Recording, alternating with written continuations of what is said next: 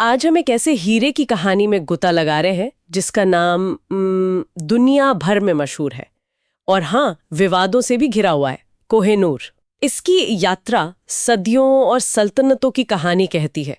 आज ये tower of London में है, ब्रिटिश ताज का हिस्सा, पर इसकी शुरुआत हुई थी भारत की धरती पर।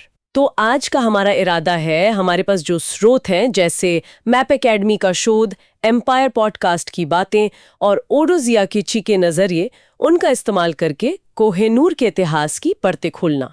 हम ये देखेंगे कि इसमें कितना मिथक है, कितना सच, और आखिर ये पत्थर सिर्फ एक पत्थर है या कुछ और। ठीक है, चलिए इसे खोलते हैं।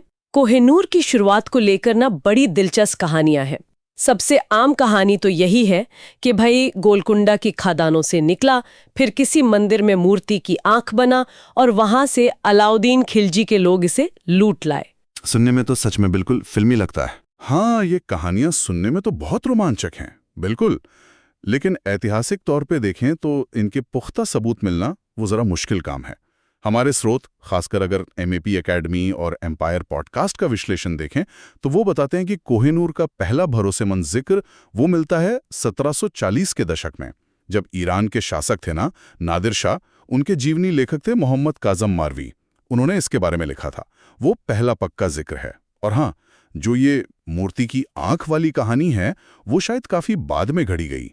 कुछ इशारे मिलते हैं, जैसे एम्पायर पॉडकास्ट वाले बताते हैं कि ये शायद किसी ब्रिटिश दस्तावेज से निकली हो।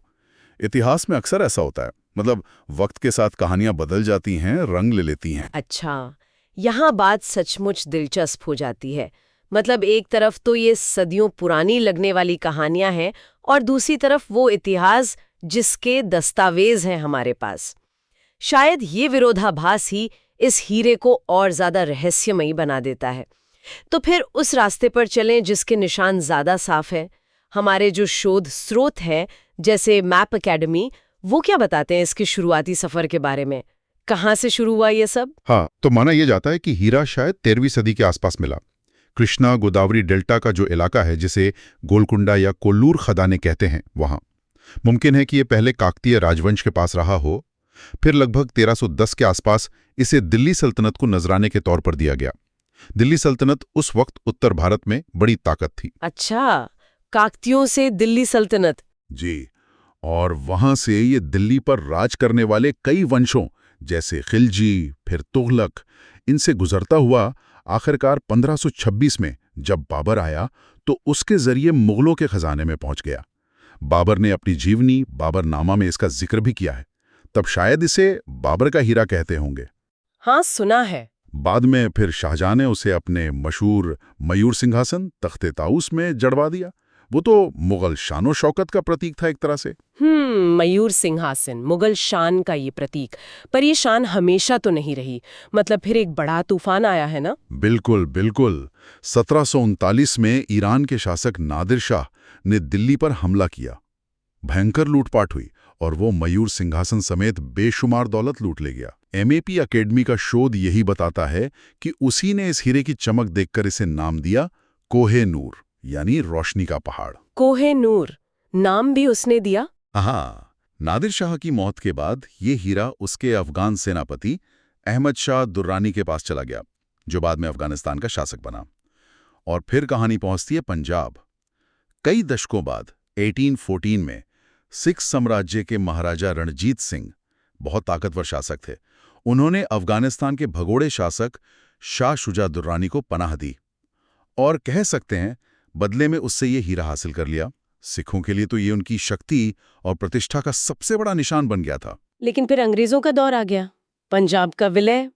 1849 में जब अंग्रेजों ने पंजाब पर कब्जा किया तो लाहौर की संधि हुई। और इसी संधि की एक बहुत विवादास्पद शर्त थी, जिसके तहत महाराजा रणजीत सिंह के बेटे दलीप सिंह, जो तब सिर्फ 10 साल के थे, उन्हें कोहिनूर महारानी विक्टोरिया को सौंपने पर मजबूर किया गया। सिर्फ 10 साल के बच्चे से इतना बड़ा, इतना ऐतिहासिक हीरा ले लेना, ये बात तो आज भी मतलब बहस का मुद्दा है। बिल्कुल। और ब्रिटेन पहुंचने के बाद इस हीरे का भाग्य फिर बदला। एमएपी एकेडमी के अनुसार इसका जो मूल वजन था वो करीब 190 कैरेट्स था।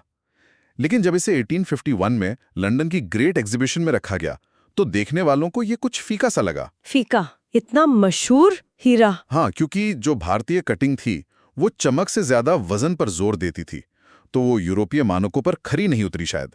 इसलिए महारानी विक्टोरिया के पति प्रिंस एल्बर्ट, उन्होंने इसे दोबारा तराशने का फैसला किया।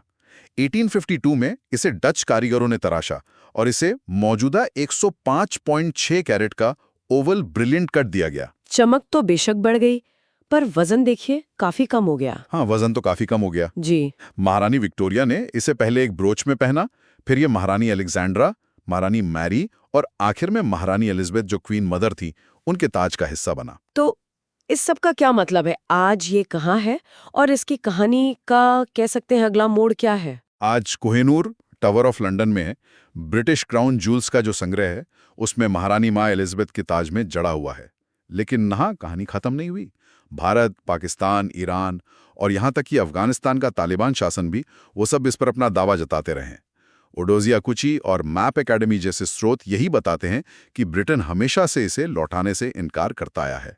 वो 1849 की लाहौर संधि और इसके जटिल इतिहास का हवाला देते हैं। जटिल तो है। तो ये हीरा अब सिर्फ एक कीमती पत्थर नहीं रहा, ये एक प्रतीक बन गया है औपनिवेशिक दौर की लूट का, देशों की अस्मिता का, अनसुलझे ऐतिहासिक दावों का और जो सांस्कृतिक विरासत पर बहस चलती है उसका भी। और हाँ, वो श्राप वाली कहानी भी है इससे जुड़ी कि ये पुरुष शासकों के लिए दुर्भाग्य लाता है। शायद इसीलिए ब्रिटिश शाही परिवार में से सिर्फ रानियों ने ही पहना है। तो ये थी कोहिनूर की कहानी। भारत की खदानों से निकलकर मुगल तख्त की शान बनकर, सिख साम्राज्य की ताकत का प्रतीक बनकर और आखिर में ब्रिटिश ताज का हिस्सा बनने तक का सफर। ये वाकई विजय, शक्ति, सियासत और बदलते वक्त की एक असाधारण दास्तान है। सही कहा। और शायद इसके मालिकाने हक की बहस से भी आगे बढ़कर सोचने वाली बात यह है कि कैसे बेजान चीजें भी इतना गहरा मतलब और इतना इतिहास अपने अंदर समेट लेती हैं। कोहिनूर की कहानी आज भी दुनिया में ताकत के बदलते रिश्तों और अपने अतीत को, अपने इतिहास को समझने की हमारी जो कोशिशें हैं, उनके बारे में क्या बताती है? ये सवाल शायद हीरे की अपनी चमक से भी ज्यादा पेचीदा और जरूरी हैं।